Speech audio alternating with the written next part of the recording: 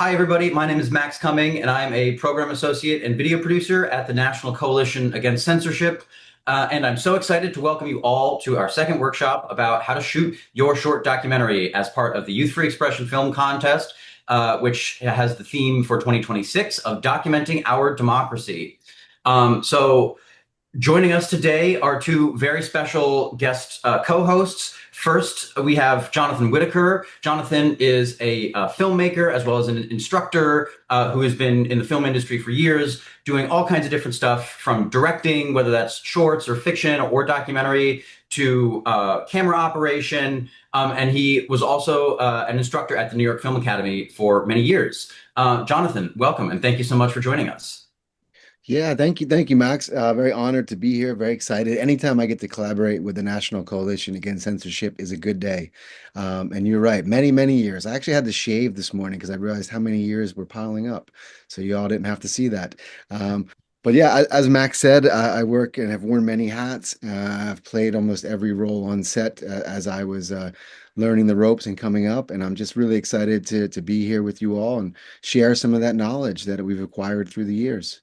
So thanks for having me, Max. Fantastic. And returning to us from our first workshop is Andrea Swift. Once again, Andrea is also an instructor at the New York Film Academy. And Andrea was the person who helped us out so wonderfully in our first workshop about how to plan your film in pre-production. So Andrea, welcome back. Thank you for joining us. Hi, it's great to be here. I also have been making films for many years. I identify as a cinematic storyteller who teaches other people how to be cinematic storytellers. I've worked in fiction and documentary and made everything from 90-second microdocs and trailers and branded content to fiction and documentary features and TV, and I've been all over the map. I will not claim to be a camera operator, though I do know how to make it work, but I'm going to cede that to Jonathan Whittaker. All right. So as we get started here, just a quick reminder about the details for the film contest. It is open totally for free to everybody who is between the ages of 13 and 19. So if that describes you and you are a resident of the United States, then absolutely, definitely submit a short documentary of 6 minutes or less for free. Submissions are due September 9th. And once again, if you win, you get $1,000. You get a scholarship to take a class at the New York Film Academy, including possibly with the wonderful Andrea Swift. And you also get your film screened at the National Coalition Against Censorship's annual benefit in November and the National Council of Teachers of English Conference. If you are the runner-up, do not fret. You will still receive $500, although you will not receive the incredible instruction from NYFA. And third place gets 250, which is still not too shabby, I think. All right, so with that out of the way, let's get onto the real content. How are we going to shoot our documentaries, right? We've planned them, we have an idea, we know what kind of story we want to tell, and now it's time to go out and do that. And story really is the most important part of, well, all of filmmaking, but including even the sort of production aspect. And I think it's very easy to get caught up in cameras and lenses and microphones and all that technical stuff. And if that's your jam, that's awesome. There's a ton of great work you can do with that, but you do not need to be an expert in any of that technical stuff if you want to make a great and compelling documentary. And so Andrea, as our resident cinematic storyteller here, why don't you just tell us a little bit about story in general, and also as something that you're thinking about actively while you are shooting and in the active process of creating your film. Great. First, I just want to remind everybody, I don't know if you were here last time, feel free to chime in the chat with my number one unbreakable rule of being a documentary filmmaker. Does anybody remember it? Okay, rather than waiting, I'll just do the spoiler. It is make a documentary. It doesn't matter if it's great, if it's a mess, if it's the thing that you most wanted to make, if you're just kind of interested in it, if you don't know what to do, so you're just going to try something, all fantastic. Doesn't matter if you know how to use a camera, if you don't feel competent with it. You can pull out your phone and get an exposure and hear what people say. Don't let any of this stuff we're about to teach you. We're going to give you a lot of content because we only have an hour to do it in, or hour and a half to do it in. So it's going to feel like a big dump of information. Do not let that dissuade you.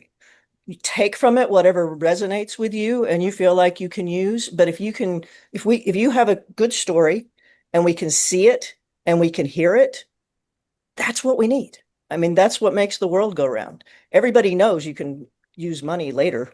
Everybody knows you can use extra hands later. That's not the core. The core is, can you tell a story? And the quick thing I would give you to think about on that is just remember that just because it's true doesn't mean it's not a story. We just have to find the story kind of in the mess of reality.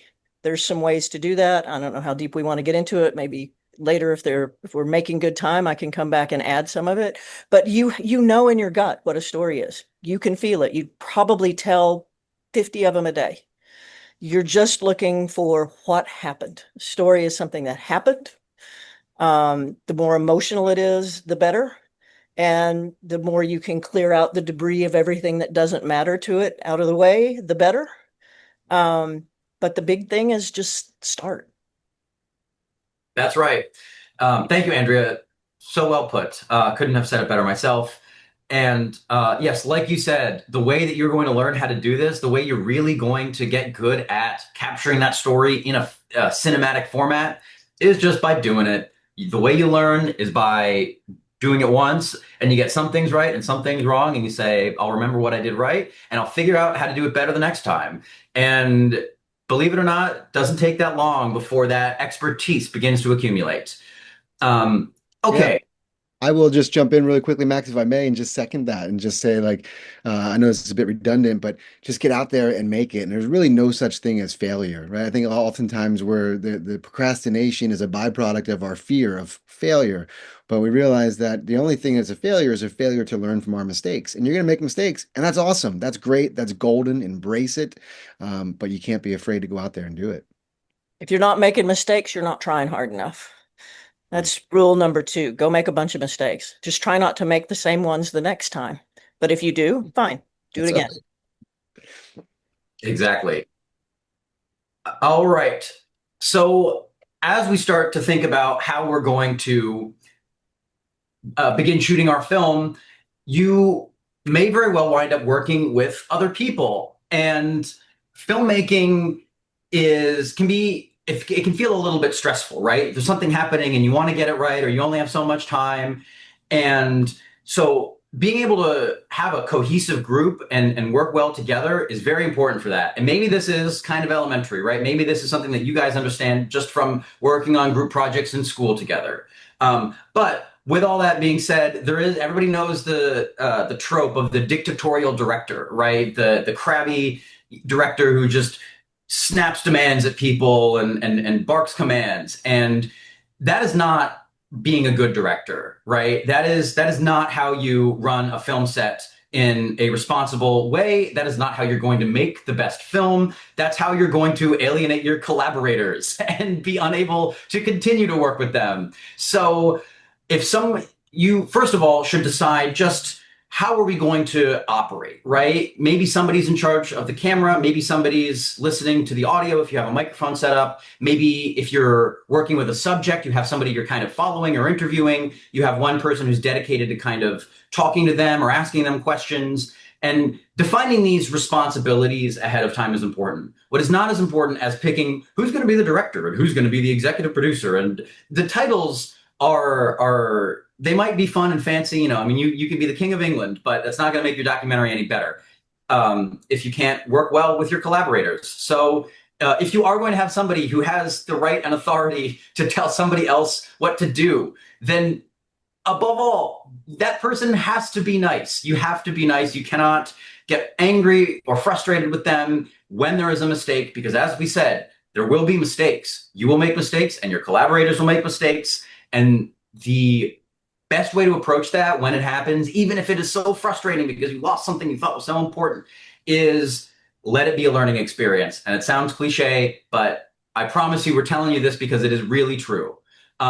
Jonathan, do you have any thoughts or anecdotes to share maybe about your experiences working on set with a crew with other collaborators? Yeah, I mean, I mean, you've already stated it very eloquently, and just kind of reinforcing the fact that that filmmaking, cinema, whether it's scripted or unscripted, it's a collaborative art form, right? If you like to just go and create on your own, maybe painting or sculpture or some other art form is better for you. But this is collaborative, and as you said, we do have that trope or that understanding that like a director is like a dictator sitting in the chair saying, "Do this, do that, do it this way."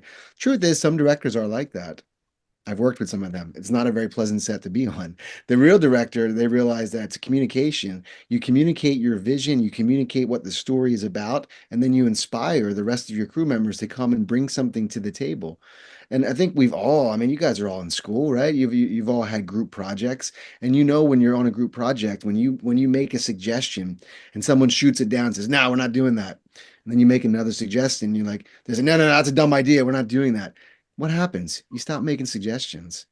And if you're that kind of director on set, you're not going to get good suggestions because some of the best ideas don't come from the mind of the director. They come from the people that they've inspired and shared their vision with. And so just kind of reiterating that, just, there has to be a chain of command. It doesn't have to be tight like the military, but everyone has a role and you have to adhere to it or things wouldn't get done. But yeah, be kind, communicate clearly, inspire and empower other people if you're at the helm of that project. Great. Thank you, Jonathan. All right, moving on here. And just for maybe a little bit of expectation setting, we're trying to start with the very most broad and general stuff. And as we go on, we're going to get more specific. And like Andrea said at the outset, if we start getting into the second half of this and we're getting a little bit technical and we're talking about cameras and microphones, and you are just not a tech person or it's not making a lot of sense, do not worry. You can still use your phone and just use the regular video camera app like you're taking a video of your dog, and you can still make a great film. But if you do kind of work like you're a gearhead, you want to learn how all this stuff works, hopefully this will give you a little bit of an introduction. And even if you're not, it'll just sit in the background of your brain a little bit, but don't worry too much about it. All right. So as we talked about a little bit last time in our pre-production workshop, there are three kind of big main categories of footage in documentaries, right? You have your kind of follow doc, or also called verite or A-roll. It's kind of your action shot, right? That is the footage of somebody who is doing something. That is your protagonist or a character who is making breakfast or climbing a mountain, or you have the camera and you're following them, right? The second big sort of type of footage is interviews, right? And there are, of course, subtypes of all this, right? You can have interviews where you're sitting down and you're kind of doing a long interview with a tripod and you're asking them all these questions, like in that American Revolution documentary we watched a little bit of.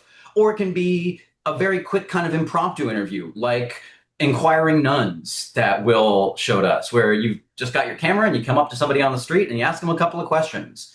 And our third form of footage is B-roll. And B-roll is basically little sort of cutaways, right? It's something else. It's something other than these two things. And we'll get into what that actually is a little bit more in a second here. But that is kind of like the things you're going to use to cover up cuts, or to show more context, or to give people a broader sense of the scene that you're setting.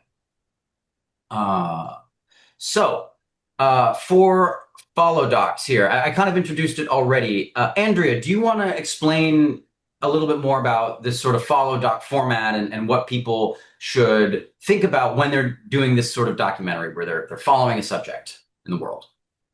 I mean, it is kind of what it sounds like. You're following somebody through their life or through the process, whatever it is that you've decided to follow them on. They do their thing. You kind of cover them doing their thing. And one of the ways that you can do interviews is to ask questions as it goes along. The trick there is sound. If you don't have somebody there to do sound with you, if you're not confident with sound, then keep the two things separate, where we can watch them do their thing, and then you've picked up in interviews the things that you want to hear them say over the top of it. What's nice about verite or follow docs is that you can kind of immerse us into somebody's world B-roll we're going to talk about in just a second, and may I speak about that, Max, and just spoiler alert you Of because course, the go for it. comparison is really helpful. So what people talk about when they're talking about B-roll is basically kind of eye candy that you put on top of pictures, on top of interviews to illustrate what they're talking about or to cover up a cut, to create the idea of like this person's in an office building, so here's a picture of the office building, and that's all great. The thing that you might want to lean into in this kind of verite follow doc arena is that it's less about um, cutaways and more about immersing you in a world so that I like to think of them as reverses. What's the person looking at? What's happening around them? How does what you're shooting relate to the person that you're looking at? That's hard to do if you're doing a sit down interview. But if you're doing a follow doc, you have the opportunity to, get behind them and see what they're seeing and cut back and forth and play around with what it is that you're shooting. But a real trick here is sound. If we can see it and we can't hear it, it's nothing. Yeah, if we can hear it and we can't see it, we can make something out of it. So if you're gonna go this round, and I do love it, I think it's a great way to go. It's sound is going to be your big concern. Yes, and just to add on about B-roll with interviews, you can and should still get B-roll when you're doing an interview. Just don't do it in the middle of the interview. Do it either before or after. So since you so nicely tied us into B-roll, I guess we'll pick up there. And yeah, I kind of think of B-roll in two kind of general chunks, right? You have context, which is like if you are shooting a scene in the public library, let's say, then get a shot from outside and it says where you can see it says such and such public library. And you'll use that at the beginning of the scene to show everybody we're at a library right now. If we're walking around or maybe we're in somebody's office, there are photos on the wall. That's kind of the other kind of B-roll where we're showing these little aspects of character. And that is what you're going to use in the edit to sort of carry your scene along, give it a little bit of momentum, cover up any ugly cuts or something like that, and also create that sense of space, right? Okay. And so our third category here is an interview, right? And so, like I said, you can do this either sitting down in a longer format or quick kind of person on the street stuff, right? So I got a couple just like quick pointers here. It really isn't any more complicated than you would expect. You just ask them questions and you listen to their answer. And a couple things that can be helpful is at the front of the interview, just ask them to restate the question in their answer, which can feel a little bit unnatural in regular speech, right? If I asked you, what did you have for breakfast today? And you said, I had bacon and eggs for breakfast today. That would feel a little bit strange. But that is actually going to make it easier in the edit if you don't want to include the question, right? Because if you just have a clip of them saying bacon and eggs, it's not going to make any sense if you don't hear the question. Another thing is you want to try not to make little noises or affirmations. When people talk, you very often sort of unconsciously just tell them you're listening by going, mm-hmm, uh-huh, oh, really, yada, yada, yada, right? And you don't want to do that when you're interviewing somebody because that will be picked up by the microphone and you don't want, it's about them, it's not about you. And if it is a longer interview, you should probably write your questions out in advance or at least have a general sense of what you want them to be, but don't feel locked into them and definitely, absolutely follow the interview subject wherever they're going. If they're talking about something interesting and unexpected and you're curious about it, just ask them. I mean, you have this person in front of a camera and this is your opportunity to figure out what makes them tick or what their interesting stories are. And yeah, so I guess, I don't know, Jonathan, do you have any thoughts about these sort of three big buckets? No, I think you all, both of you covered it adequately. I would say that just harkening back to what you said about B-roll and having it available in the edit to give you some coverage to maybe cut as you're cutting up the interview. You might think like, oh, we have enough, and then I think you'll find that when you get into the edit, you'll wish you had more. So please don't skip over that, right? Certainly think about it, and also think about understanding the visual language, that B-roll isn't just like, oh, there's something that looks pretty over here. Let's just get a shot of that. What is that actually going to say to the audience? How is that going to further enhance their understanding of the story, or give some insight to the emotionality of it, of the character? And so be intentional and also be thorough. Yes. And you can also, please, Andrea, yes, go ahead. I just wanted to add something about interviews. Please finish what you were about to say about the. Oh, yeah, I was just going to say about B-roll. It does take a little bit, it's a little bit of a trick figuring out when exactly can I kind of move the camera away, right? When am I safe to stop filming the subject if I am doing that follow doc style? Because of course, if you only have one camera, I mean, if you have two, that's great. You can get one person's getting B-roll and one person's always looking at the subject. But if it's only one, there is a little bit of an art to figuring out, okay, I don't think that this person is going to say or do anything that I absolutely need in the next 10 seconds. And so let me just turn over, get a little bit of this over here, make sure I have plenty, like Jonathan was saying, and you'll try to count to like 5 Mississippi in your head. Because again, it can be very easy to sort of like flip the camera over and go like, God, flip it back. And you might then be editing and go, I wish I had 2 more seconds of this. But yes, and Andrea, please, you. I mean, now I have something to add about B-roll. The other thing you can ask yourself is this only going to happen right now? Like, there's no reason to, if what's happening right now is you're paying attention to somebody in their world and what they're doing in their world, then that's where the story is, and stay on the story. And if there's stuff around them that make a mental note of, like, I want to get a picture of this photo on their desk because it's really important. They're talking about their kids and there's a photo of their kids. That photo is going to be there for a minute. So you can come back and pick that up. And that may help make things a little easier about deciding where you're pointing your cameras. Just ask yourself the question, is this only happening right now? And the thing that's only happening right now, you probably want to privilege. Also, where's the story? And it's almost certainly going to be with your character. So you want to shoot where the story is happening. The words like B-roll and insert and cutaway, those are words that we use in the business all the time. I found that sometimes when we say it early on, people don't think about it in a way that's not as helpful. Like, I'll get back early films that are like somebody talking and they're doing something around, and then suddenly picture of a clock somewhere, and then we come back, and picture of random thing, and then we come back. And so I think maybe you might even want to not use the words like cutaway and insert, and think in terms of reverse. Like, how is this cutting together with the person that we're looking at? What does it have to do with their world? What is this, the building they're in? Is this the thing that's across the desk from them? How are you going to immerse your audience there in that stuff? What I wanted to say about interviewing is that the most important thing to do when you're interviewing is listen. And it's very easy to get in our heads with like, oh, what's the next question I have to ask, and get very focused on ourselves. Am I doing everything right? What's the next question I have to ask? Should I be sitting in a different way? What are they thinking about me? Like, you got to get rid of all of that and just listen really intently to what they're saying, because you can tell when somebody's listening to you and when they're not. If they're not listening to you, you're not going to give them yourself.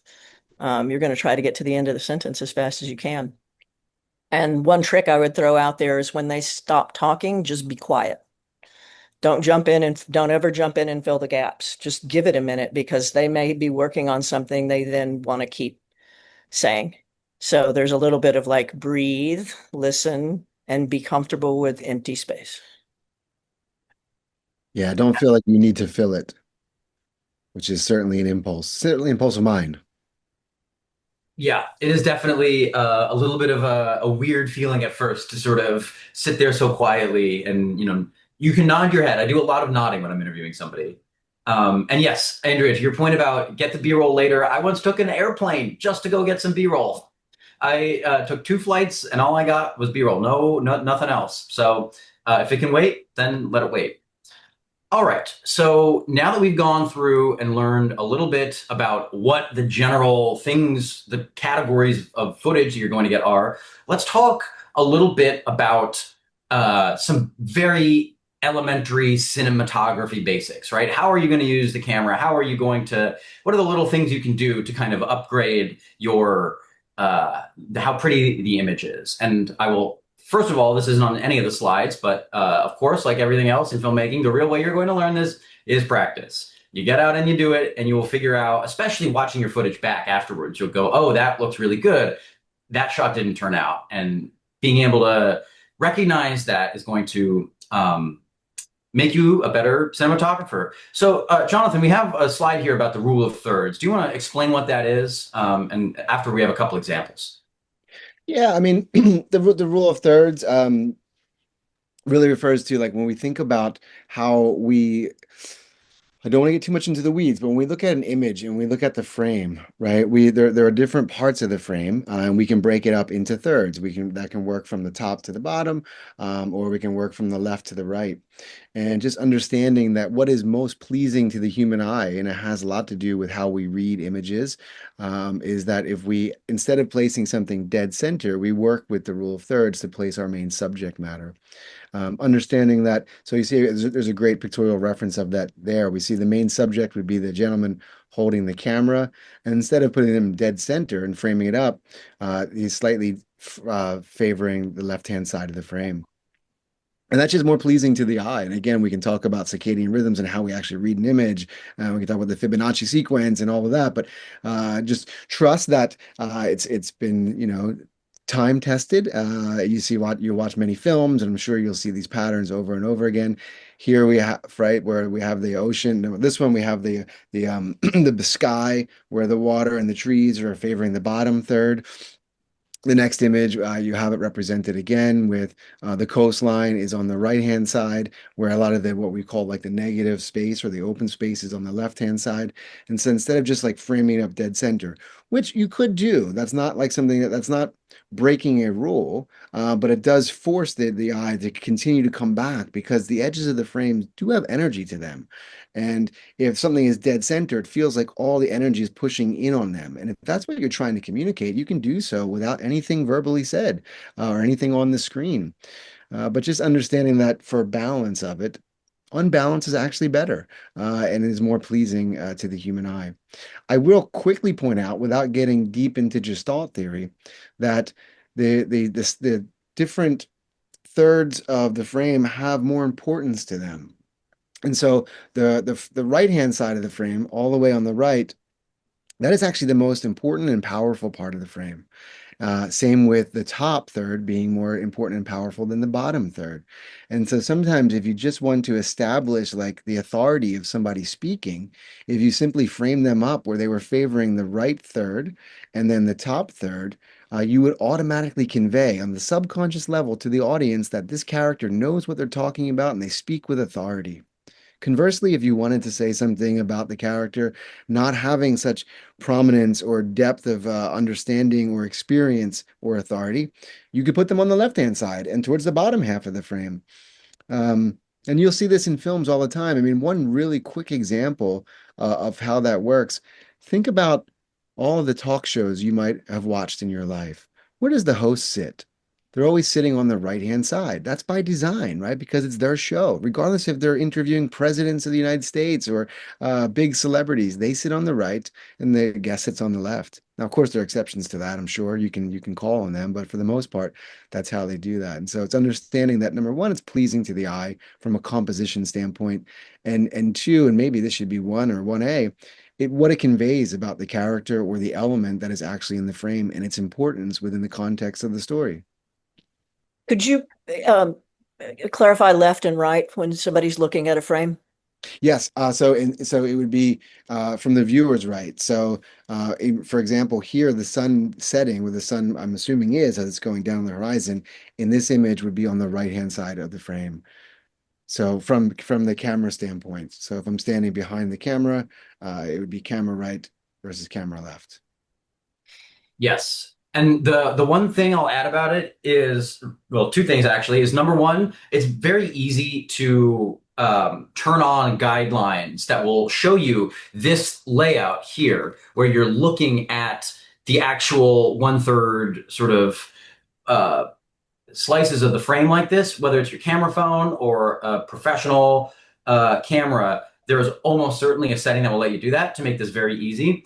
And the other thing I'll point out is that if you want to get very fancy with it, you can have two different rule of thirds or multiple rule of thirds sort of composition elements going on in one image, right? So we can see here in this one that this guy is on the 1/3 line here, but also the image has these kind of three main bands to them, right? You have the sort of dock and the water on the bottom, and then we have the foggy layer in the middle, and then we have the sort of ridge line at the top. And the same goes right here. I mean, this is a very low resolution image, but I kind of used it because of that. Because even though this, you can't really see much in this, you can still tell that the composition is done in this sort of very specific and deliberate way. And once again, we have the cliffs on the right side, so you get rule of thirds there, and then you also have the sky along the top. So it's going on in two axes. And so the reason why I include this is just because if you are brand new to shooting video and you're trying to figure out how do I make this look good, this is a really easy place to default, right? Let me just put the interesting thing on the 1/3 line or the 2/3 line rather than right in the middle, which, as Jonathan said, is not against the rules. It's just maybe not as kind of immediately visually striking. All right, moving on to our next basic of cinematography, basic principle here. This is, I'm not really sure if this is like a formal thing, but I just wanted to say, like, get the shot. Don't worry about the rule of thirds, actually. This is not as important as just getting the shot. Now that we've learned a little bit about what might make an ideal image, the ideal image is one that is looking at the thing that's happening, right? And so if you are doing a follow doc and you're looking at somebody and you're like, maybe my focus isn't quite right, or should I tweak the exposure, or maybe I want to reframe, or am I crooked? And so it's very easy if you're very focused on your cinematography and getting it just right to kind of futz with the camera constantly. And the thing about futzing with the camera is that it's usually not very good footage while you're doing that. And so if you need to futz with it, if you absolutely have to adjust or change your exposure or your focus or do something like that, try to do it at a moment that there isn't something important happening. And don't worry if you are not sure that this is the exact perfect way that this frame could look, because when you're editing, you'll just be glad you got it. And actually, you can even tweak things a little bit, right? Like you can crop the image. So if you're like, oh no, it's I messed up the rule of thirds and I want a rule of thirds image here. Well, that's okay. When you're editing it, just sort of crop the image in and put the person on the 1/3 line, and you're totally fine. Okay. I realize that cinematography is a very big topic and we're moving through it in about 8 minutes here.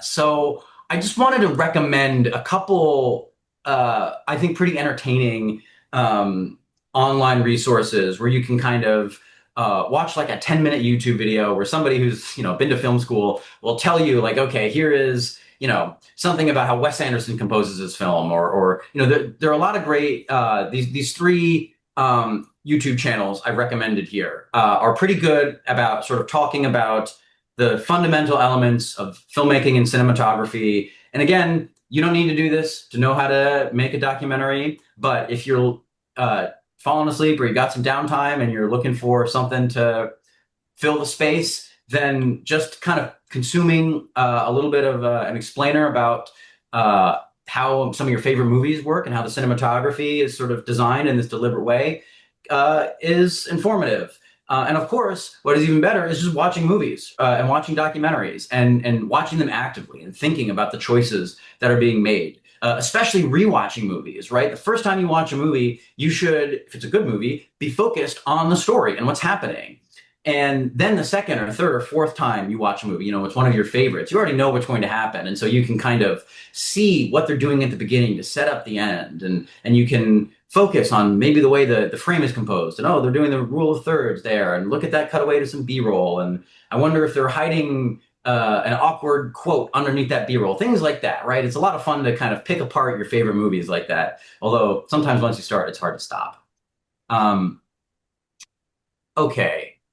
Moving on here. We are now going to get into the slightly more technical side of things here. I guess maybe before we do, Jonathan and Andrea, do you have Any parting words about cinematography before we get into a little bit of a camera 101 session? Um, I would just kind of reinforce the fact that story is the foundation upon which everything is built. And so cinematography should always be in service of the story, not in conflict with. And so sometimes the most beautiful, ideal image actually doesn't fit with what the story is conveying at that moment. And so what you always want to ask yourself is, in this moment right now, what is the information that is being given to the audience? And how do I want to make them feel about that information? How could the cinematography reinforce that? Right. And so understanding that all the technical stuff, camera movements, beautiful lighting, really great colors, all of that, if it's not in service to the story, it's just a distraction. Just elaborate on that a little bit. The main thing to shoot is the story. Just figure out where's the story happening. Is it in this? Is it in the character's face right now? Is it, are they doing some big action that I need to have a long shot for? Then that's the story that I'm shooting. It's figuring out just where's the story, and one way, sort of a barometer you can have for that is where's the emotion happening. If you see a story beat or the emotion, that's what you should shoot.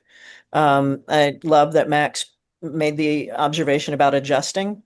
Remember that what we're really doing is creating an audience experience. And if the audience is experiencing this, that is not, you know, going to help them pay attention to your story. Better that you stick with something you don't love and just hold it still so the audience can look at the person in the frame and follow the story in the frame. I think that's a great idea.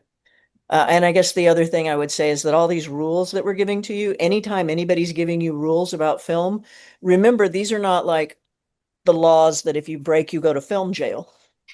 These are like the laws of gravity, right? It's like if you do this, then this happens. If I drop this pin, it's going to fall.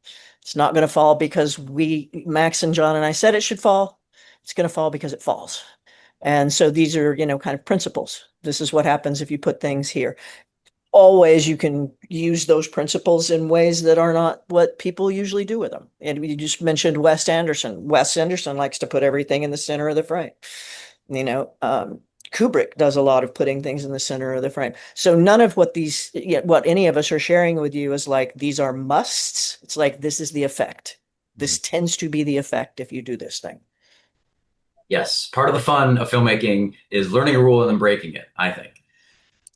All right. So now, as we are going to move into, we've learned a little bit about cinematography and what to do with your camera, but let's talk about the camera. What are you going to use? What camera should you use? And the answer to that question is very easy. The best camera that you can use on any documentary is the one that you've got, is the one that you have access to, that you can get your hands on.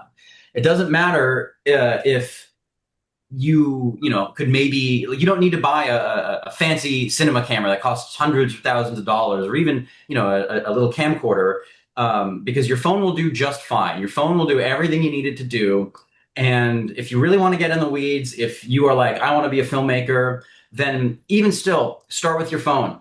Learn how to work with these fundamental principles, and because the real overarching stuff, right?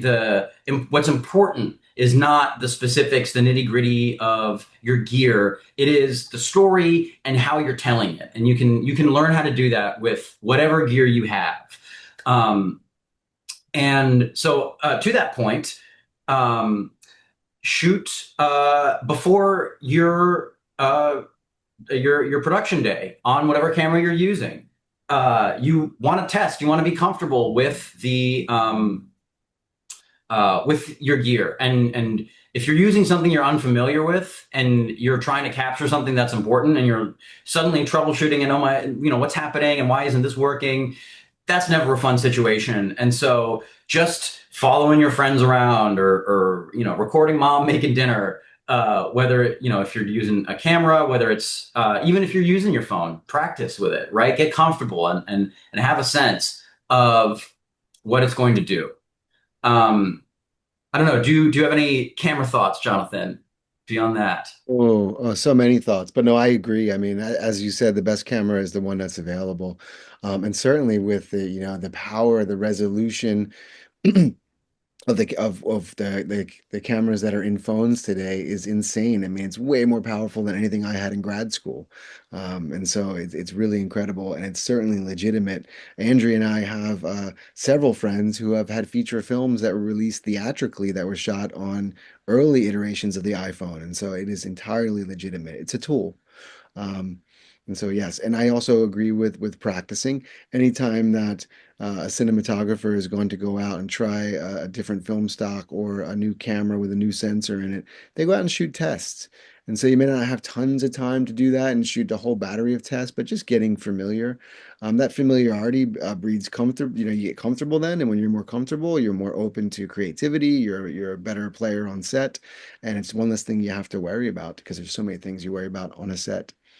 Um, Maybe you were going to jump to this, Max. There was a question, and I think for your last point, like using an app like Blackmagic Cam, there was a question in the chat just about could you talk about why that would be useful and why that would be helpful? And I will just say that different apps like the Blackmagic app, what it does is it allows you to access some of the manual settings on the camera because most the settings that are on any native camera app on your phone, the video settings, they're all set to auto, which makes sense because most people are whipping out their phone and they're just like taking, video of a graduation or a concert, and they don't really understand all of the principles of exposure and focus and depth of field. And so they don't know how to set them. And that's it. If you're not comfortable doing that, that's okay. As again, we'll go back. We're being really redundant, and it's like really about getting the story. And so if you're on auto, you're on auto. Wonderful. Get it. Get the story. Get the footage. Get the audio.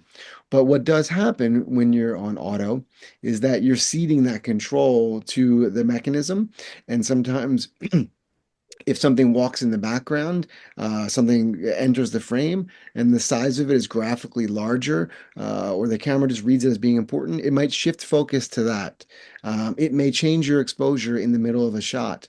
And as Max and Andrea both said, you don't really want to be changing settings in the middle of someone speaking because it becomes a distraction.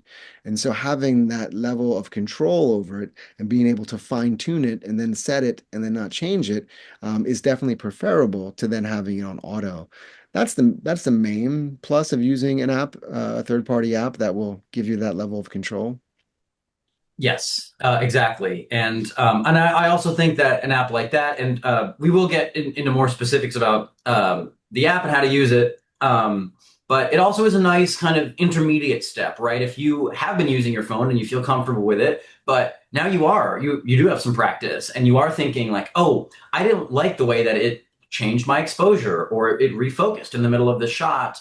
And I want to get more into documentary filmmaking. I want to take the next step, but you're not totally sure you want to take that risk and spend $300 on a digital camera or something like that. And so using one of these apps, the Blackmagic Cam app, I think is a nice sort of way to dip your toe into the waters and see what that's like and get some practice and figure out, do I want to kind of make the upgrade here? And I will just say in general, uh, there are a lot of people who become filmmakers and they get gas, which is a highly technical term that it's an acronym that stands for gear acquisition syndrome, which is where you become obsessed with buying the latest and greatest toys and gizmos and gadgets. And because you see them online and you go, oh, well, what if I could tweak this? You don't want gas. Don't worry about getting fancier toys because, again, to repeat ourselves, that's not what makes you a good filmmaker. All right. So now we're going to get a little bit deeper into the weeds. And again, if this resonates with you, great. If not, don't worry.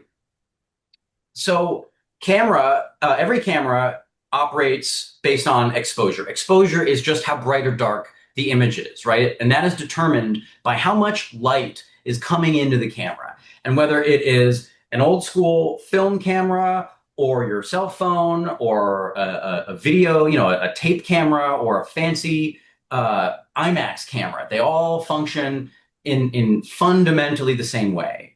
And it's called the exposure triangle because you have three things to adjust. You have three tools, levers you can pull to change your exposure, and they all function a little bit differently. So we're going to try to briefly explain those to you, and then we're going to demonstrate them. Or I already have demonstrated them, and we'll all watch.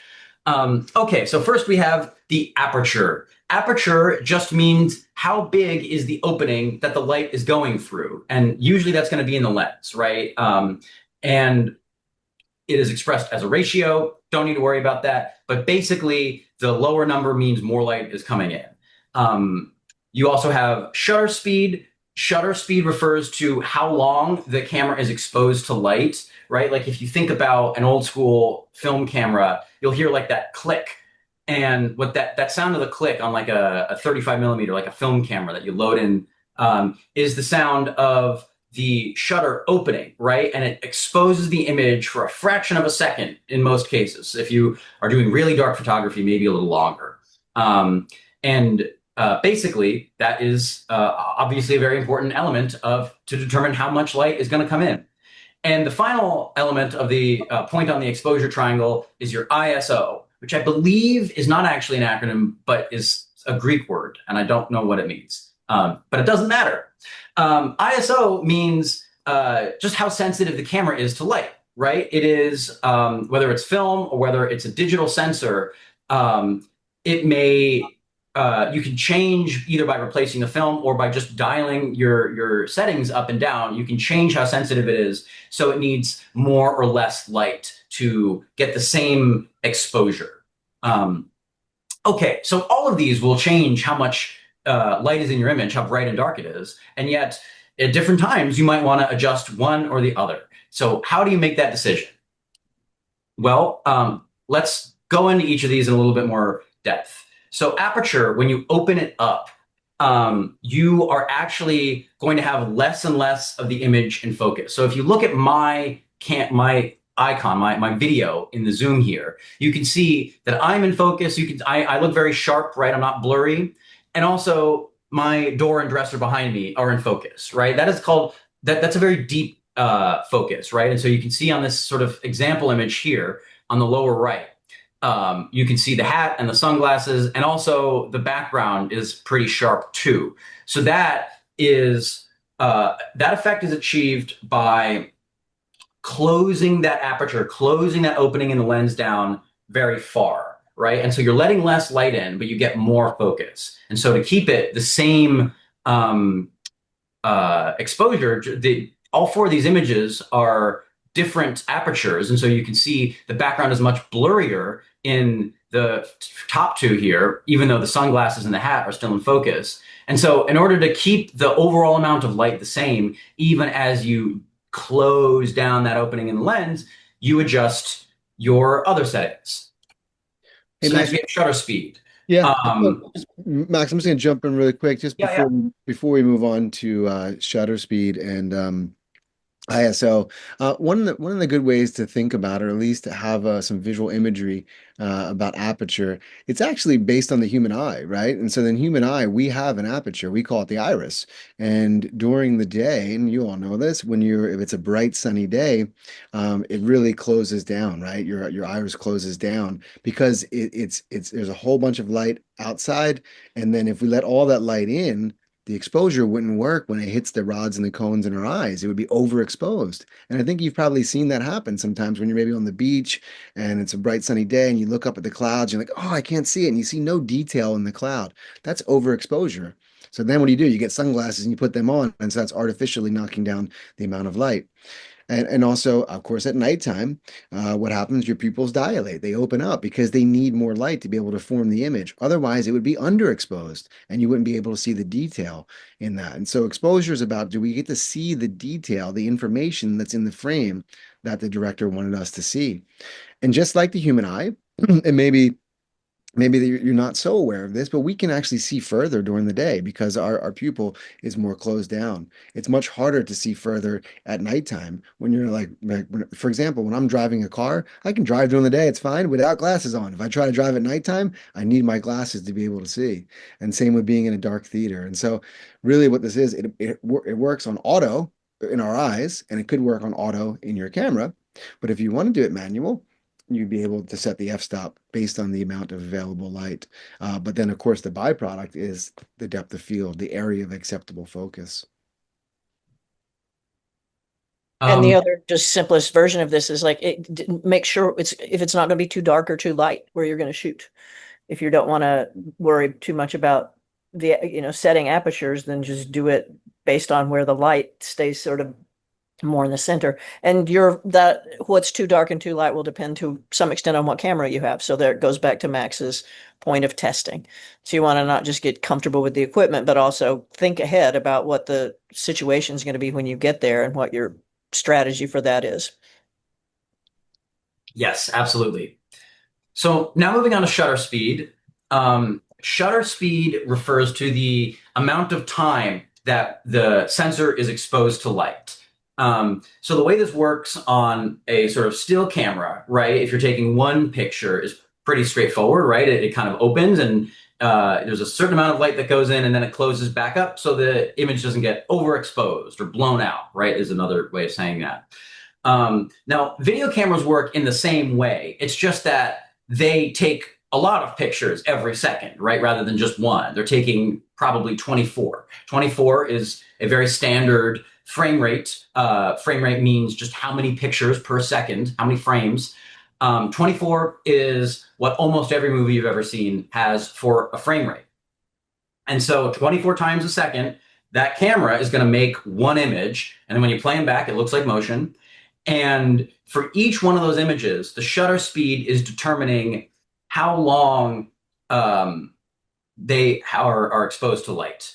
And I'm going to have a demonstration of this, but in video and as well in still images, the longer the shutter is open, the longer the image is exposed to light, the more blurry it's going to get, which certainly there's a certain amount of sense that makes, I think, right? Like if you imagine if you let a bunch of light in and I'm like moving around a lot, then you're gonna the light is changing, right? Even though it's one image that you're creating.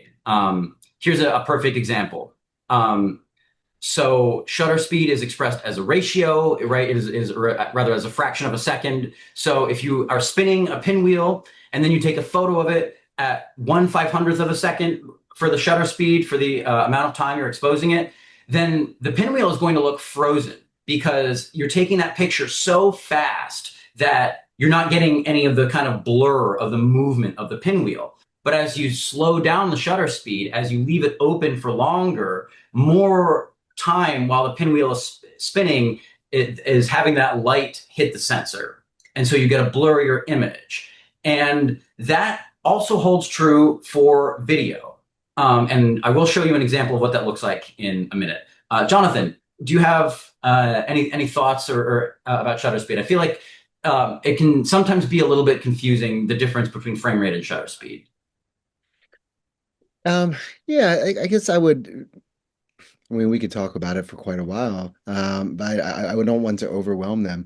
But yeah, I would just say, like what you said, it's a matter of, right? The aperture goes back to how much light we're allowing to come in to hit the sensor.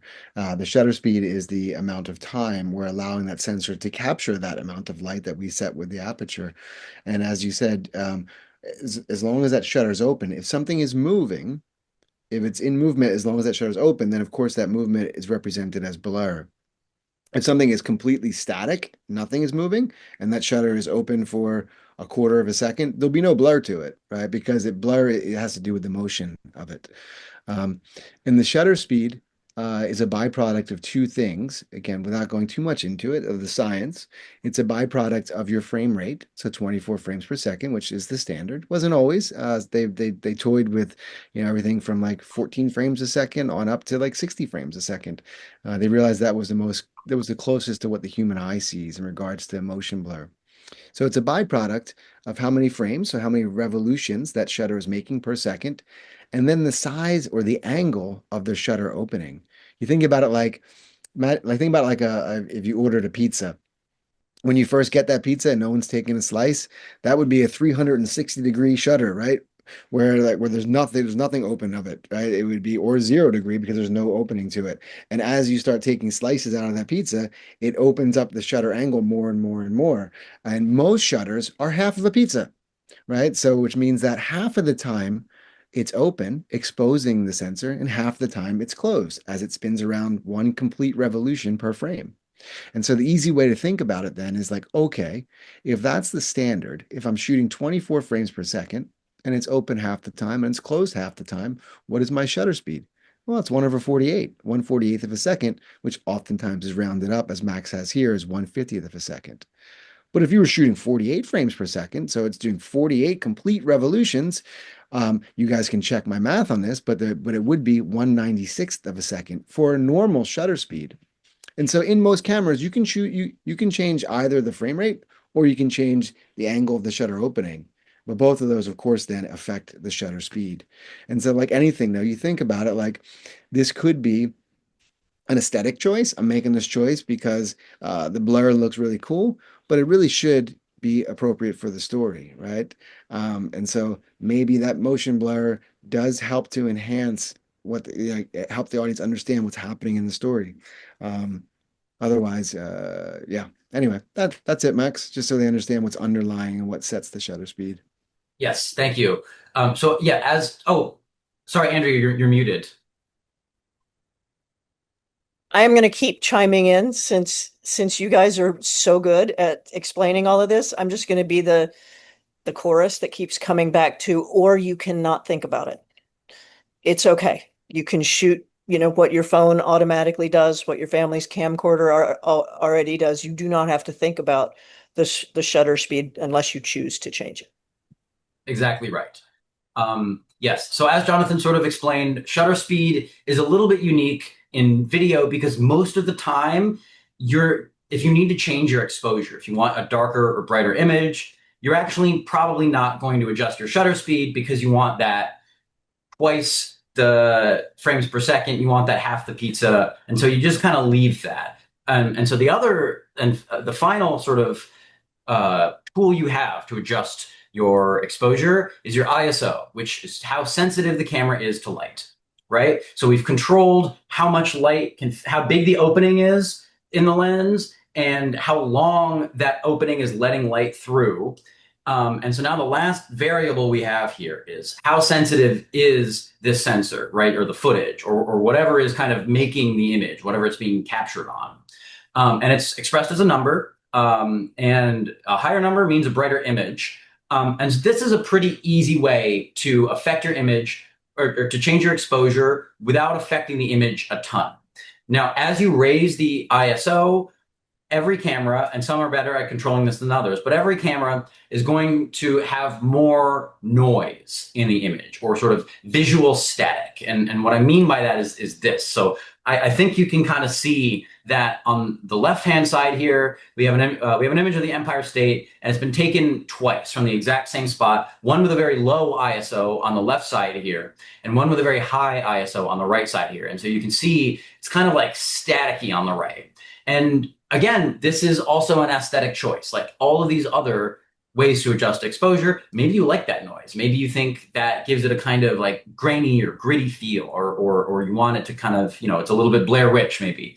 And maybe you don't. Maybe you want it to look very still and serene. And so you keep your ISO low. And the way that you adjust your image adjust your exposure is by changing your shutter speed or your aperture. Jonathan, do you have any thoughts about ISO before we throw to a live demonstration or a pre-recorded demonstration? I have deep thoughts of love for ISO. ISO being that actually the word is isos, which means equal in Greek, but it does actually come from the International Organization of Standardization. So that wouldn't be an acronym because then it would be IOS. But yeah, ISO, there is an equivalency to this in the analog world, and that has to do with film. And in film, we get you hear about grainy film that actually has to do with the size of the crystals that are capturing the light. And so the equivalency in the digital is the noise, right? The artifacts, because what you're doing, you're not really changing anything. You're just boosting the level of luminance in the signal. But it's like think about like if you turn your radio on and you're like, I really want to hear it louder and louder and louder. What starts to happen? You start to hear hissing and popping and noise. That's the same with a video signal. And so when you're doing is like you're turning up the volume and saying capture more light, but then you get those artifacts, which is the noise. The only thing I would say maybe you can think about this like most cameras will say like you can go from 100 to 200 to like 400 to like 800 to like 1600. If you notice a pattern there, everyone is doubling, right? So it's like double the sensitivity, right? So if you go from 100 to 200, now it's twice as light sensitive than it was from the 100. I would say that, when you're thinking about the exposure triangle, and maybe this is something better for like the summing it up, but we think about, okay, typically what we'll do is we'll go to the aperture first, right? Because that one has the least amount of like a byproduct. It does change the depth of field. But then if you look at it and you say, okay, well, I opened the aperture to a low f-stop number, but now the background's out of focus and we really want to see that information. So then the next step then would be going to the ISO. And then with the ISO, you would start boosting it to a higher number. And then you look at it and say, okay, is that too noisy? Is it clean enough? If it is, what, great, get it and walk away. And then it's really only after we've tried those two that we would ever really touch the shutter speed, because that one can be the one that's most distracting. Yes. So, all right. I realized that was a lot of information. And if you follow that and you're like, I got it, I understand how camera exposure works perfectly, then that's great. If not, as we've been repeating over and over, do not worry. You can just set it to audio or to auto.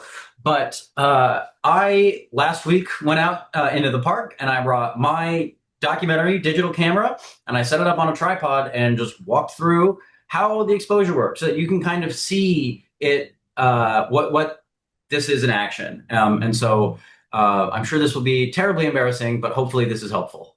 Hi everybody, I'm here in beautiful Maria Hernandez Park in Brooklyn, New York, and I am going to show you how a camera works, and how the exposure works. So as we just explained, you have your shutter speed, or how long the opening of the camera lets light in to expose the frame. You have your ISO, or the sensitivity of the camera sensor, and you have the aperture, or how big the opening in a camera, or specifically the lens is, to let light in. So I'm going to walk through how each of these components work and show you on the camera what happens when I change them. Okay. So number one, in the corner right down here, lower right, it says 400 ISO, if you could see that. So if I go in here, what I'm doing now is changing the ISO, so I could dial it down all the way to 100, and you can see we get darker. And if we keep going all the way up, the image gets so overexposed that it looks like nothing. You want to make sure that the brightest part of the image, so up here, you can still kind of see detail in there, right? It's not just like all white like this, but you also want to look at the darkest parts of your image and have detail there. And so I'll say 200 is pretty good for right now. Okay, next we're going to look at our aperture. So that's this number down here, right on top of my finger in the lower left-hand corner that says 11. So that means that the aperture of the lens is as close as it can be, which on this lens happens to be 11.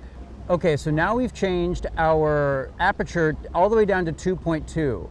And so now the focus is much shallower. So when my finger is in focus, absolutely none of the background is. And when my background is in focus, my finger is totally out of focus, right? And so last but not least, in our 3 points of the exposure triangle, we have shutter speed. And shutter speed, I feel like, can be a little bit confusing. So I'm going to explain it in a little bit more detail here. So shutter speed is the amount of time that the image is exposed to light. So the more time the camera is exposed to light, the more light is going to get in and the brighter the image is going to be, right? That makes a certain amount of sense. So for video, what tends to look most natural to your eye is going to be twice your frame rate for your shutter speed, right? So right now we're shooting at 24 frames per second. So we are on 1/50 for the shutter speed, which means that every 24th of a second, there is one image being created, and each of those images is exposed for 1/50th of a second to light.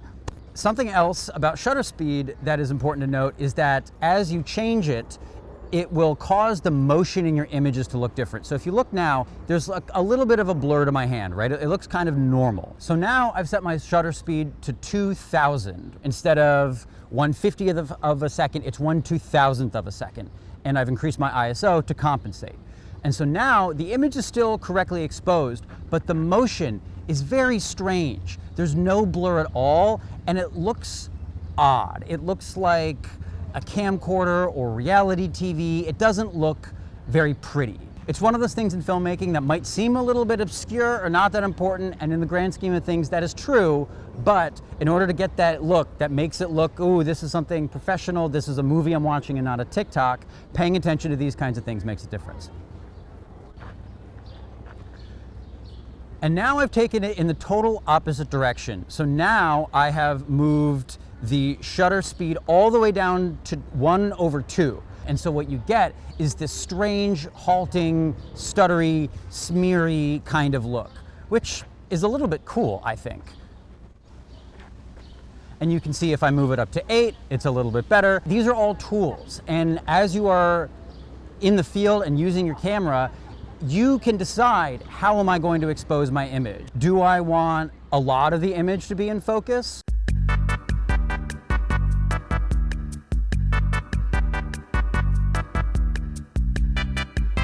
Or do I want very little of the image to be in focus?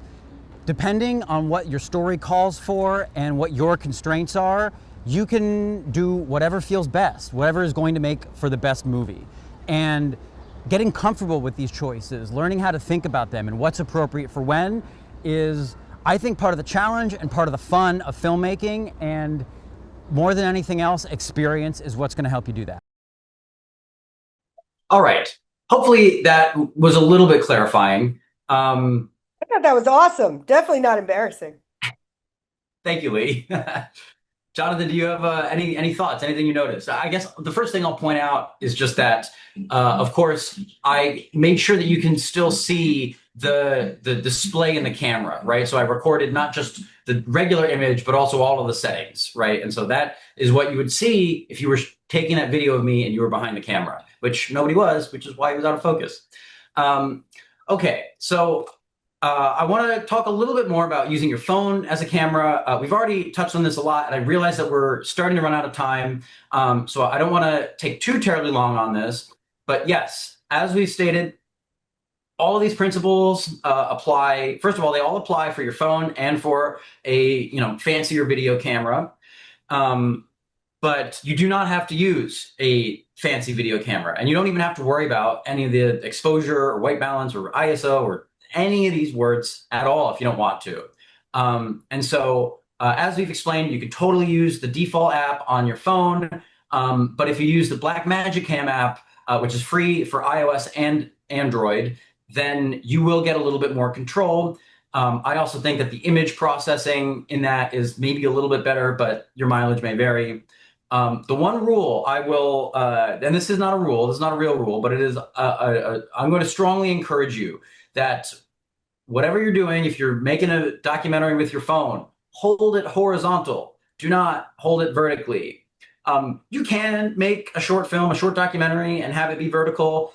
But first of all, I think it's much harder to create a frame that is kind of like well composed vertically than horizontally, at least for if you're looking, if you want a subject and somebody else, something else, the background or whatever in the frame, that's very hard to do vertically. And second of all, the line between documentary film, which is art, and a TikTok, which is like content, can get very thin these days, which is a good and bad thing, right? It means that filmmaking is more accessible than ever, but sometimes it can get so thin. Am I watching a documentary that is serious, or am I watching a TikTok, that it's kind of just the vibes that you are approaching this project with, right? And so one very easy way to make it not feel like a TikTok is to have it be horizontal. So that would be my advice. You will not be disqualified from the contest if you submit a horizontal documentary, but I think you'll have your work cut out for you.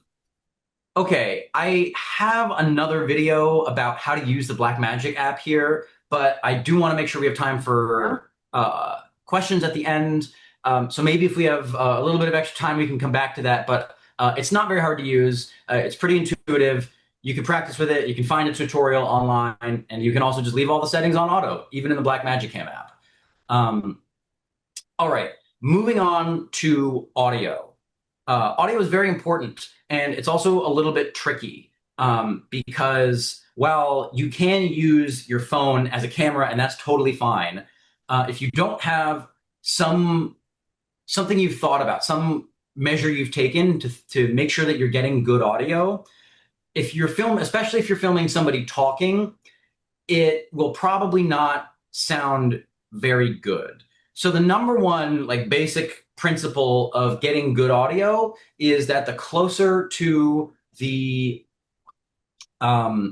source of the sound that the microphone is, the better it's going to sound, right? And so if I am using my phone as a camera and I am 8 or 10 feet away from the person I'm filming, it's going to sound kind of echoey. It's going to sound like it's not going to sound awesome.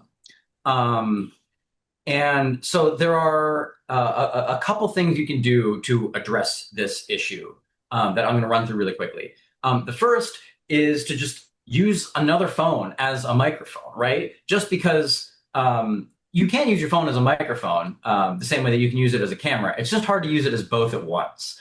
So if you are working with somebody else and you're using your phone for the camera and you're filming on it, they can take their phone and just start a voice recording or a voice note and either stand off to the side and just kind of point the microphone at their face, or you can kind of hide it somewhere. Maybe it's, behind an object in the frame, or maybe even just sort of, it's subtly placed there. You won't really notice it. Any of that will totally work. Another option is to just avoid needing live audio altogether, right? Maybe you're doing a documentary that is very voiceover heavy. Maybe your film is going to rely on sound effects that you put in after the fact, right? Because, or maybe you're going to put somebody's voice in after, right? That can be a little bit tricky. That's called, in movies, they very often, if they don't get good sound when somebody's talking, they will just have the person say it again into a microphone in a closed room that they can control all the settings and variables. And it sounds okay. That's a little tricky, so I would probably recommend you not attempt that, but it is an option. And the third and final option here, and I am very reluctant to tell you to do this, but I do think that I should at least point it out, is that if you really want to get footage, you want to make a follow doc, and you want somebody in the field talking to the camera or the audience about whatever they're doing, and it's just you who's doing the documentary, you don't have another phone, you can't, have somebody hide just out of frame holding the phone, you can get a pretty cheap lavalier microphone. A lav microphone is just the one that clips onto your shirt. You've seen them in TikToks, no doubt. You can also hide them. Again, you should practice with whatever your audio setup is. You should absolutely practice with it before you go out and shoot. And you should practice doing that in conjunction with your camera, right? You've got video and audio running at once, and practicing making sure that that's working. And then you test editing it and syncing them up, which we will explain in the third and final workshop, so that you know what you're doing. One way to do that, to make sure that your video and audio are going to work together, is very simple. You have somebody go in front of the camera or your subject or whatever, and while the video is recording and the audio is being recorded as well, you just have them clap. And then when you're editing, you can go and find the clap. It's very easy to figure out where it is. Almost every video editing software, which we'll talk more about later, will show you a kind of waveform, right? Like where the audio is louder and quieter. And so you can usually just see a big short spike in the audio, and then you watch your video, you find where somebody claps, you make them happen at the same moment, and now all of your video and audio is in sync. I see we have a question in the chat about recordings. This will be sent out to everybody. So as long as you're registered, I will email you the recording. But it will also go up on the National Coalition Against Censorship's YouTube channel. So I have a couple options here on the screen for microphones, lavalier microphones that are less than $100. Each of these has two. I have not used any of these. I don't own any of these. I cannot vouch for them. But they will almost certainly be better than just recording audio into your phone from 10 feet away. If you have to spend $20 on your film for this project, I would advise that this be where you invest that money. But if you can't do that, if all you got is the phone audio, then that is still better than nothing. And as long as you can hear people, as long as it's not too loud in the background, you're going to be okay. And you will still be able to kind of build these skills and get that experience of making a documentary that will inform you as we go on. Jonathan, I realize that was a lot about audio. Do you have any thoughts, any additions? I will just quickly add or reinforce that audio is important. We as humans trust our ears over our eyes. So people will forgive an image that's slightly out of focus, under, overexposed. People will not sit through a film that they can't hear. And so even if you have to put the microphone in the frame, it's okay. Get that sound, right? Get that sound. That's of utmost importance. Yes, absolutely. I'll add, if you're intimidated by technology and you're trying to figure out which one thing to put your energy on so you can learn something, it's this. If we can see an image on your camera, which you've been doing forever and you know you can get, the big trick is this audio. In fact, you could not have an image at all and put other things over it, and that's going to be fine with an audience. But if they're sitting there, what's the point of that footage? Right? You didn't get it. Whatever it was just isn't there. Very true. So that is a brief introduction to audio. So last but not least, here in our kind of run through of the basics of things to think about when you're out and shooting your documentary is lighting. So with documentaries, and this is, I think, one of the great things about documentary is because you're usually just sort of filming something as it happens. If you're doing a follow doc, especially on a low budget or no budget, then you're probably just going to use whatever light you've already got, right? And you will adjust your exposure to compensate for that. And so the one thing I would say about lighting in those sort of follow doc contexts is just pay attention to how the light is hitting your subject, right? So even if you're not going to move the light around, you can move the subject. You can make sure that they are going to be in the light, or they're going to have it hit them in a way that looks kind of pleasant, which I'll touch on in a sec what specifically that would mean. And as a director, even though you're doing documentary, you could totally ask them to move, or can you just adjust, right? Can you turn your body 15 degrees, and ask them to make these little adjustments if that is what you need to make sure that your lighting is a-okay. If you're doing a sit-down interview where you're having somebody, you're asking them questions for an hour or whatever, and you're going to cut it down, you've got a tripod and all that, take your time thinking about your light, right? Don't feel too rushed. Put the brightest light off to the side of the camera, like a few feet away, because if the bright light is right next to the camera, then you're going to take something. It's going to look like a passport photo.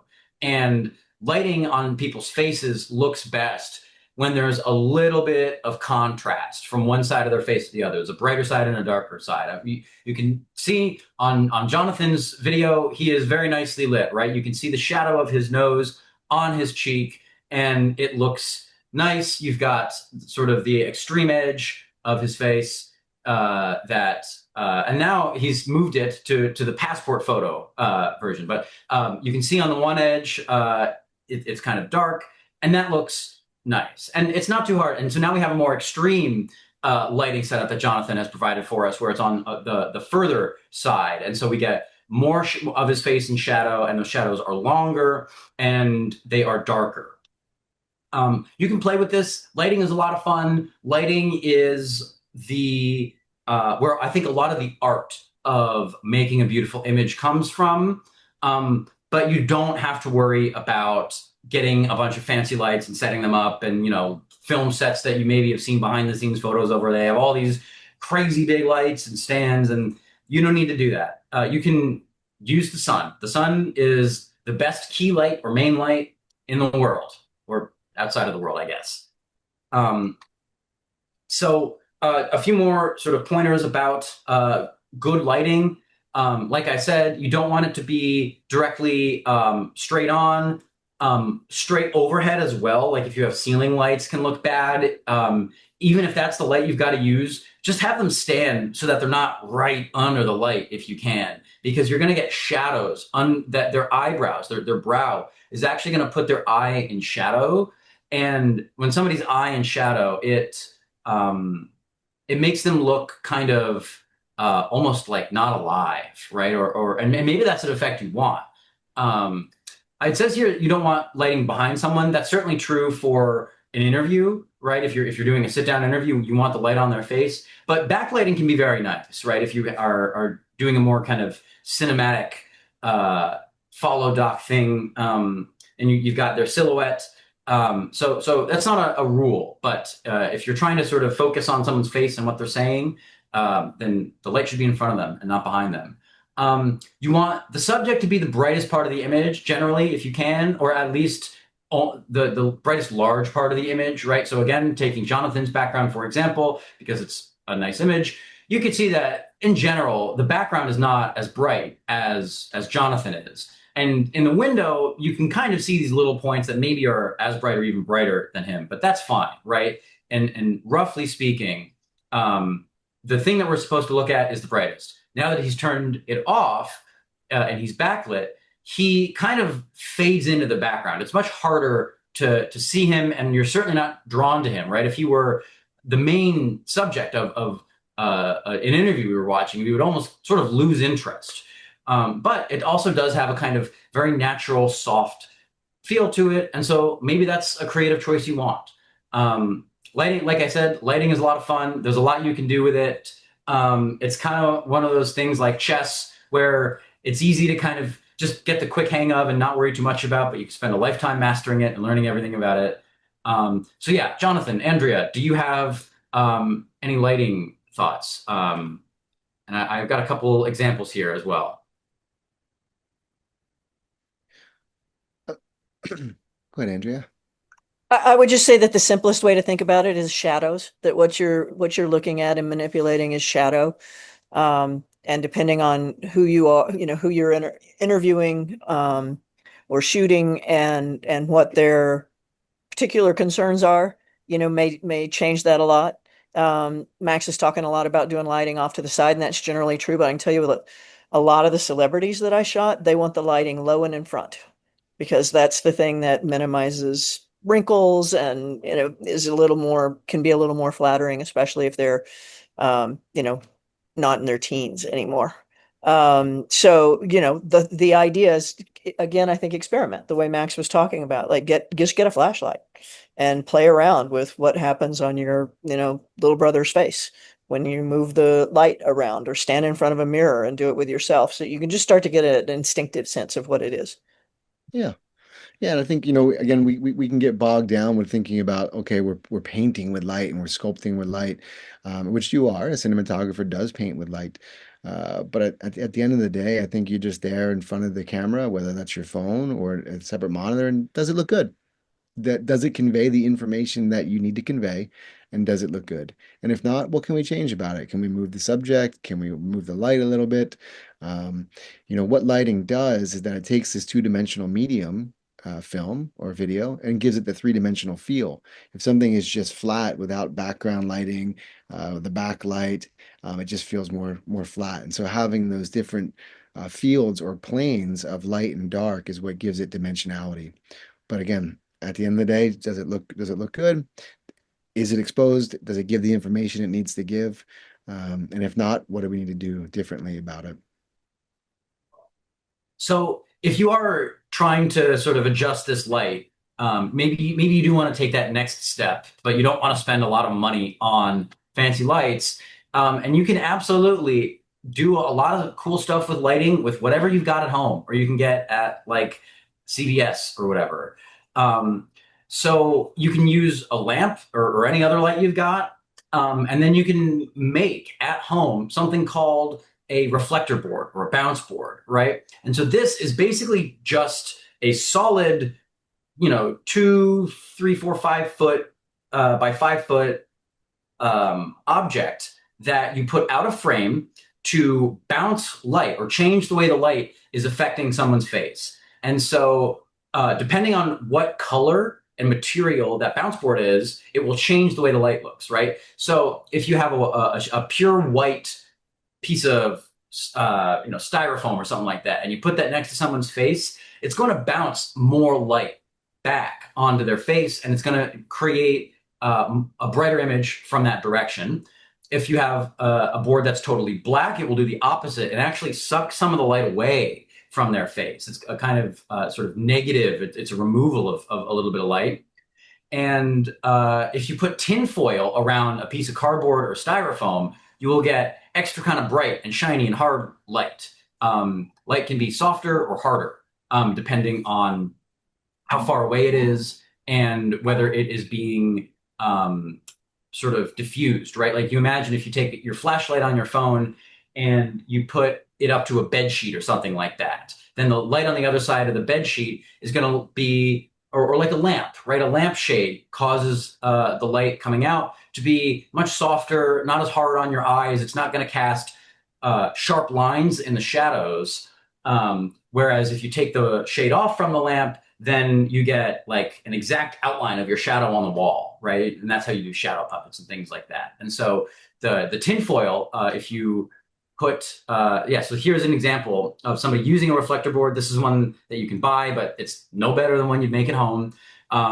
So you just take a piece of cardboard and cover with tinfoil like that, and you can move from this image here, which you can see her eyes are in shadow. And it's not a terrible photo, but compared to this one over here, that is a much more sort of flattering portrait, and her eyes are much brighter. And the only difference between these two images is in whether or not there is somebody right here just off frame holding up a reflector. And so you can put it, prop it up, put it on a chair or something like that, or just have somebody hold it. And this is a super easy do-it-yourself at-home way to get a little bit of control over your light, if that's what you need. Yeah, and I will say, Max brought up like having like a foam board or something, but I think what most people have, or you can find, a pizza box. Pizza boxes tend to be white. As long as you clean it out, there's no food scraps in it. Use the back of that pizza box, and it works perfectly. Okay, well, that is everything we've got here. We are at exactly 4:30. So thank you all for your attention. I hope this was helpful. I hope you feel inspired and enthused to get your hands on some of these tools and start thinking about how your exposure works in your camera and the lighting and the audio and how you're going to set up an interview or follow your subject and get out there and capture a story. Again, all that tech talk towards the end is just trying to kind of acclimate you to it. So even if that's not your thing and you're going to leave it on audio, you have a basic sense of the general principles. Or if you do want to learn more and you are into that kind of thing, you have a little bit of an idea of what to look up and what to find on the internet, because there are so many great resources online about how to do all these things and so much more in filmmaking. And so if you have a question, you can absolutely email me and ask, how do I do this thing? My email is just max, M-A-X, @ncac.org. And I will happily give you whatever help you need or answer whatever question. You can also turn to the internet or YouTube and see what other people have done. There are so many great tutorials about things like that. The one thing I'll say, again, is beware of somebody who's trying to sell you a product, because you don't need it. Mm-hmm. So that's all we have. If anybody has questions, we'd be happy to answer them. Otherwise, this is sort of the formal close of the session. I can go back if people are interested in sort of play the Blackmagic Cam app explainer if you want to see how that works a little bit more. But again, like I said, it's pretty straightforward, and you all can figure it out without too much trouble if that is what you want to do. Yeah. We have a question about the recording, if the recording will be available. Yes, that is a great question. It will be available. It will be on our YouTube channel, National Coalition Against Censorship. It will also be sent out as a link to everybody who RSVP'd, who registered for this Zoom webinar. And that will go up on Monday. So keep an eye out. Okay, we have a question. I have a question about scenario format. Do we have some kind of scenario system on documentary? What to include? I'm not 100% sure I understand the question. When you say scenario format, is that a way of saying script format? Is it about script? If so, the answer is that we do 2-column scripts. I think you can Google it to find an example. Okay, so usually we do it in 2 columns, and on one side is what are the visuals, and on the other side is what's the sound, because they're not necessarily going to be the same thing. It might be, and then we make a little note that says it's SOT, or sound on tape, from a long time ago when it was tape, which just means the sound and the video go together. But you could also have narration or voiceover, meaning that your character's speaking, but they're not on screen at the same time. So it's pretty, after you play with it a little bit, you can develop a gut instinct for it. But I didn't bring one. But I think if you Google 2-column script, you'll find just, like Word templates that you can do that. Yeah, and the one thing I'll just add on is if you're sort of asking more broadly about the difference between documentary or narrative or scripted content, right, like a fiction film, if you haven't watched our first workshop, there's a ton of great information about what is a documentary and what isn't a documentary. But the short answer is documentary is a very broad and creative field, and you can kind of do almost anything you want as long as it's nonfiction. So don't feel like you have to fit it into some kind of narrow format or there's a strict right way to do it. You should feel free to tell a story, a nonfiction story, in whatever way and format you think will be the most interesting and compelling and serve that story. Okay, we have another question about whether the film must be in English or whether it can be subtitled. Yes, absolutely. It can be in any language you want, and subtitles are great. If I don't speak any language other than English because I'm an ignorant American, so and I think our judges are, they may speak other languages, but they all speak English. And so as long as you have English subtitles, we will be A-okay. I will note, though, that if you are not an American, then unfortunately your film will not be allowed or valid to judge. So it will not qualify. I'm sorry, I'm trying to remove this scribble on the screen here. Max, you don't have to be American, right? You just have to be in the US. Yes, sorry. I was trying to do 2 things at once, and my speech was what suffered. You do not have to be an American. You just have to live in the United States when you submit the film. And so, honestly, if you're living in the United States right now, and by September 9th, the deadline, you're not going to be here, well, as long as you're in the States when you submit, that's totally fine. And yes, it can be in whatever language you'd like. Okay, do we have any other questions?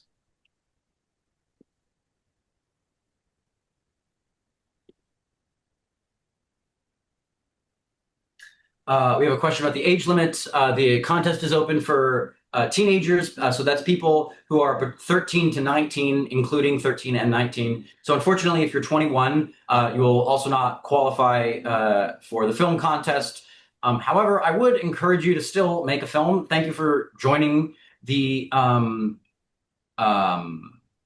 workshops. And I'd also add that I would be happy to take a look at any film you make, just personally, and offer feedback if you want. even if you can't get that $1,000 prize, unfortunately. And yes, the full rules for the contest are available at ncac.org/project/film-contest.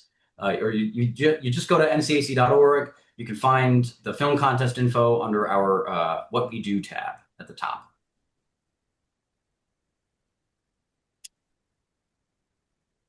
While we're waiting to see if anybody thinks of another question, I want to throw out, I'm just looping back to interviews, you can be on screen. If you don't want to worry about trying to make sure they say a bite in a way that you can use it, if that feels like it's a lot, just be on screen or speak off screen, that you can be in relationship with the person you're interviewing. You do not have to disappear and be invisible. All right. Well, for posterity's sake, I am going to return us to that previous explainer about the Blackmagic Cam app. Is that this one? Now I'm going to show you how to use. So again, none of this is too terribly complicated or difficult. And if you do have a question, by all means, drop it in the chat. This is only a few minutes, and so we will get to it after. Okay. Hey Max, before you hit play, because I'm going to sign off. Just want to say thank you all for having me. It was great. Andrea, good to see you. Max, good to see you. And Lee, always good to see you as well. To those thinking about submitting your film to the contest, it's a really wonderful contest. It's a great organization. But beyond that, it's also just really important that you're getting exposure and getting feedback. As Andrea and Lee said, I think Max did as well. We learn by doing, and so you become a documentarian by making documentaries. But that doesn't live in a vacuum, right? You also then need to get feedback on that. And I think you all know that if you want to hear how good you are, you send it to your folks. If you actually want to get some real feedback, you send it to people who are willing to say, yeah, this worked, and this is what didn't work, and this is what I might do differently. Anyway, there are great prizes. It's a great competition, and it's just a great opportunity to get exposure and feedback. So I really do hope you submit, and we look forward to seeing your films.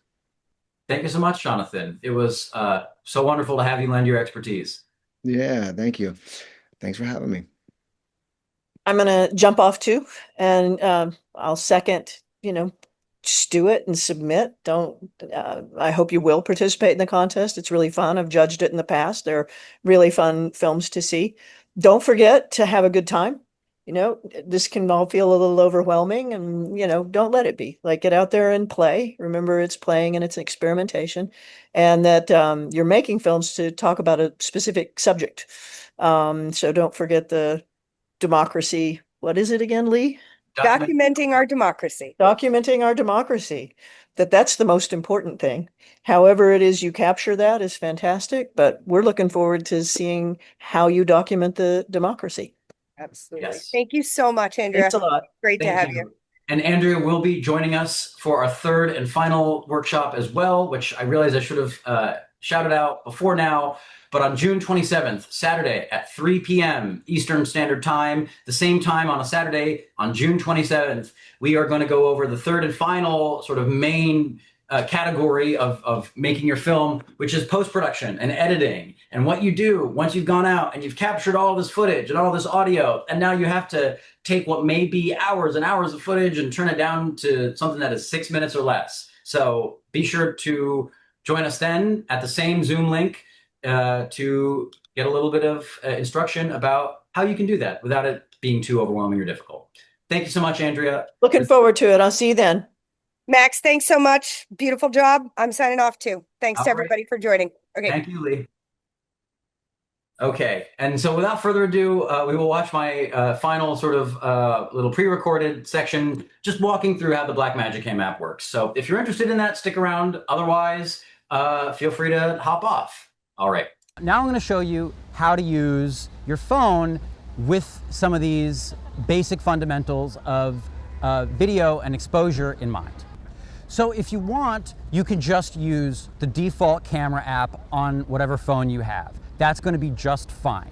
However, if you maybe want something in the middle, not as advanced as a big old digital camera like this, but something that'll just give you a little bit more to work with, a little bit more control over your image, you can get the Blackmagic Cam app on your phone. It's on the iOS and Android store for free, and it's a pretty good little video app that will just open some of these controls back up to you on your cell phone. So I've got that open right here, and in fact, I am recording to this as well. So now we have a 2-camera operation going, and I'm just gonna show how the same things that we just explained on the big camera work on the phone.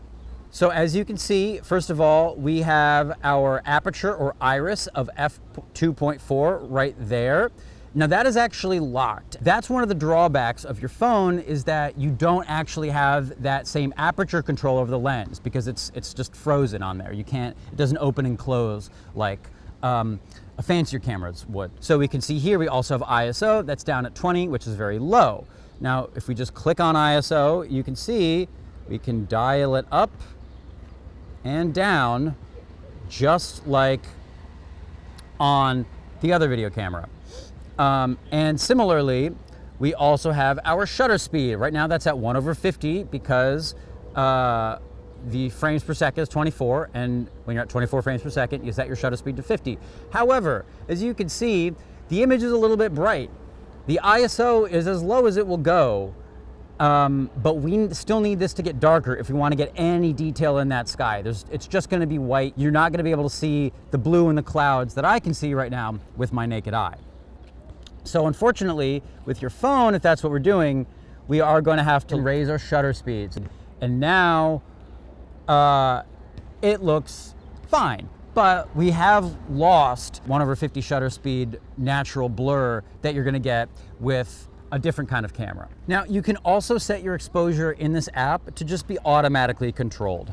So if I click down here, this little plus and minus, if you click this auto button, it's going to automatically change these settings for you. And so you can see up there when I point at the sky, the shutter speed is going up. So less light is coming into the phone so that more of the brightest part of the image is correctly exposed. And when I look back down at the ground, because it's not as bright, the shutter speed drops. So that is the basics of how these same camera functions work on the phone and the Blackmagic Cam app.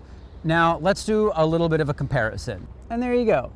As you can see, there's definitely a difference, but they're pretty similar. And so if you are looking at these two images and you don't see a strong difference, if this was especially confusing or hard to follow, and it doesn't feel like trying to figure it all out is worth the difference in quality between these two images, if you can tell it all, then that's totally fine.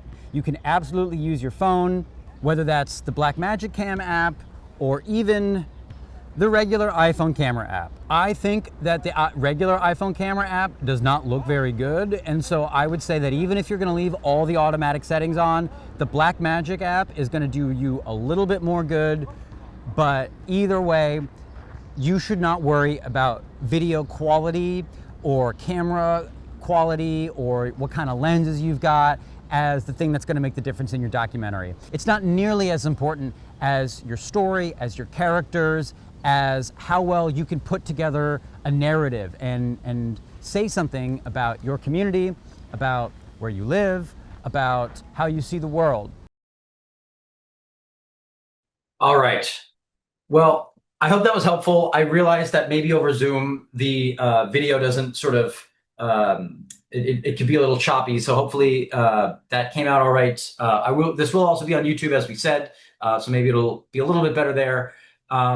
But yes, thank you all again for your presence. Again, if you have any last minute questions, by all means, I'm still happy to answer them, or you can email them to me. But I hope this was helpful. I hope that you guys are all ready and raring to go. And I am so excited to see what you all come up with and what you do with these tools and with the task of documenting our democracy. All right, I will see you all back here at the same Zoom link on June 27th at 3 p.m. Eastern Standard Time. Until then, happy documentary filmmaking. Bye, everybody.